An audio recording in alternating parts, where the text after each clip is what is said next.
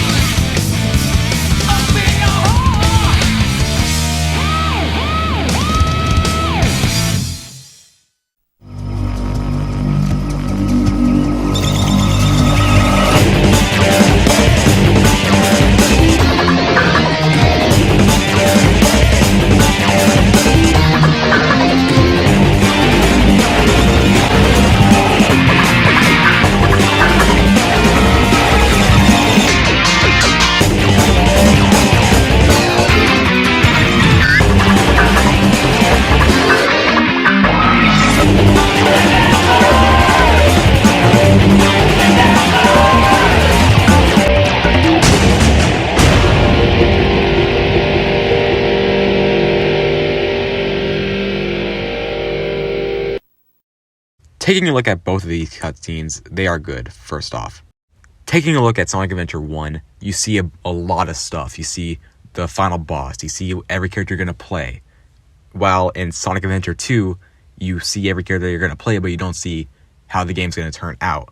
Which I think is good, because it allows the story to tell itself instead of spoiling itself in the opening cutscene. Now we're going to go over the gameplay. The gameplay of Sonic Adventure 1 is insane. There are so many characters in that. You have Sonic the Hedgehog, Big the Cat, Knuckles, Tails, Amy, E102 Gamma, and they all have an intertwining story, and you see them throughout the cutscenes. But with Sonic Adventure 2, you only have 6 playable characters. Now, they have similar gameplay instead of Sonic Adventure 1, where each character had its own different set of gameplay. Here we have Sonic's stage of Twilight Park for Sonic Adventure 1. This game with Sonic is just amazing. You have so many unique gameplay with just racing, as you could see. Then later on you'll see bowling. And one of the stages with Casino Night, you see pinball, which is a nod to Sonic Pinball, which they made. Now for Sonic Adventure 2, Sonic stages, there's not a lot of gimmicks like you could see here. Sonic stages for Sonic Adventure 2 are a bit bland. They only have grinding, which is why he has different shoes in that one, because they were promoting grinding shoes. But the only gimmicks that he has in that stage is in City Escape, where he has a snowboard type of scenario. That's about it. And you can call that a con, call that a pro, call it what you want. There was still a snowboarding type stage in Sonic Adventure 1. Next up, we have Tails' stages. Tails' stages in Sonic Adventure 1 compared to Sonic Adventure 2 are better. He doesn't have a giant mech that he has. It's like in Sonic Adventure 1. I mean, this is just fun. Cheesing Sonic and beating him in a race, I mean, who doesn't want to do that? Now, here in Sonic Adventure 2, he has the mechs. And if you watch my streams, you know how much I hate these stages. I absolutely hate them. They're so clunky, they don't move right. It's like they have a restraint on them. They're so bad, in my opinion. All I have for these stages is just cons. Next up, we have Knuckles' stages. Knuckles' stages in both Adventure 1 and Adventure 2 are pretty similar. The only difference is the emerald tracking system. In Sonic Adventure 1, you have Knuckles that can see both of them. You will see right now that both of them appeared right then and there. But in Sonic Adventure 2, you can only ping one emerald at a time. If you find another one by mistake, then good on you. Now let's talk about the other characters that are in Sonic Adventure 1. First up, we have Amy Rose. Amy Rose's stages are short and are slow. I mean, she is the slowest character I've ever played in a Sonic game.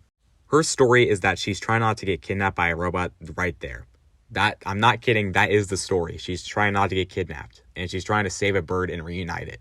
Besides that weird story, there's nothing else to Amy Rose's story. That's it.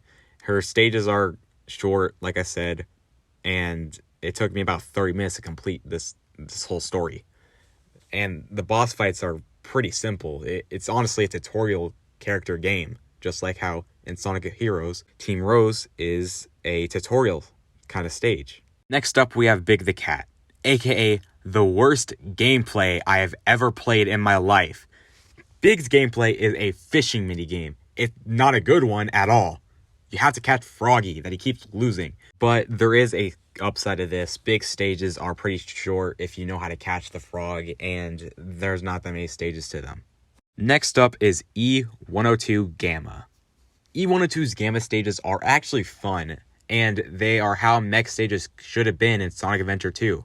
You don't feel clunkiness whenever you play him. He's actually pretty smooth. And his storyline is he has to kill his brothers. Yeah, he has to kill his brothers, because he has been given sentience after encountering Amy Rose. Why? Who knows? Who cares? It's Sonic. Anyway, after he kills brothers, he then dies. I'm going to say the end of this story because it doesn't really matter. He didn't even need to be here in the first place. He just kills his brothers. That's it. That's literally it. And might I add, his boss fights are the easiest one in the game. Just stand still and shoot. Now that all of the characters' stories are complete, you unlock Super Sonic. And then you go to fight Perfect Chaos, which is a pretty easy boss for a final boss. All you have to do is gain speed, go into Perfect Chaos, and kill him. I mean, they really did a better job in Sonic Generations. But to be fair, they didn't have the technology at the time because, I mean, look whenever this game came out. But besides that, this end boss fight is a banger. I mean, the vocals, Open Your Heart, is one of the best end Sonic songs I have ever heard. It is really good. Now that we are done with Sonic Adventure 1, let's move on to Sonic Adventure 2. With Sonic Adventure 2, you have a hero story and a dark story. The hero story, as you guessed it, has Sonic, Tails, and Knuckles. And Amy Rose, but she's not a playable character. While on the dark story, you have Shadow, Eggman, and Rouge the Bat. And with Sonic Adventure 2, Shadow and Sonic stages are exactly the same, Knuckles and Eggman stages are exactly the same, and Rouge and Knuckles stages are exactly the same. But with each stage having its own different thing. With Sonic having City Escape, and then Shadow having Radical Highway. They're the same mechanics, but different stages. The stages are fun and awesome, but the mechanics are exactly the same. Now for the final battle of Sonic Adventure 2, which is the Final Hazard. The Final Hazard is the prototype that you beat as Shadow. Then you go Super Sonic and Super Shadow.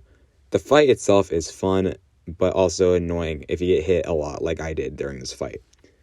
And again, with the vocals in the background, Live and Learn, it is a banger of a fight. Crush 40 both times outdid themselves with the vocals. They are one of the best Sonic bands that have ever been here. Second best, in my opinion, to the new Sonic Frontiers vocals of the boss fights.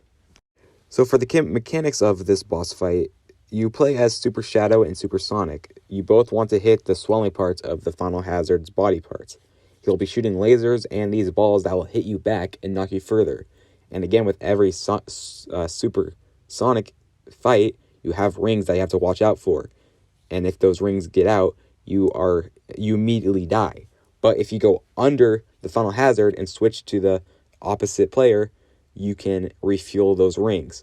I did this during this boss fight, but you have to be aware of how many rings you have.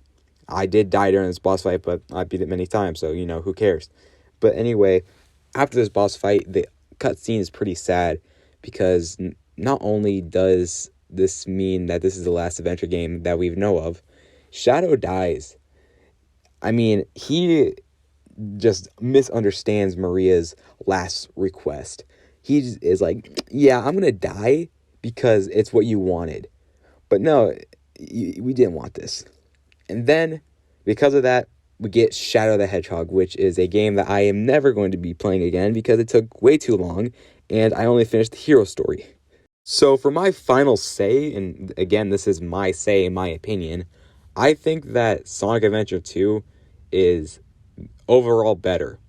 Not because of the year it came out and that technology became better, but because of there's no open worlds and you don't need to get to the place that you need to get. The stages are quick, they load fast, and it's just fun overall. And you get to play as basically 2 Sonics, 2 Knuckles, and 2 Tails. Screw the mech fights. I mean, like, I hate the mech fights.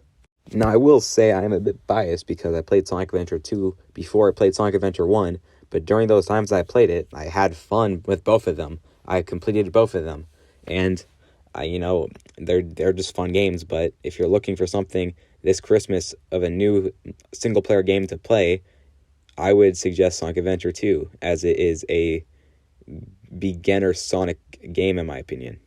But besides that, get whatever game you want, play whatever game you want. It's up to you in the end. Thanks for watching this video, and I hope you have enjoyed yourself.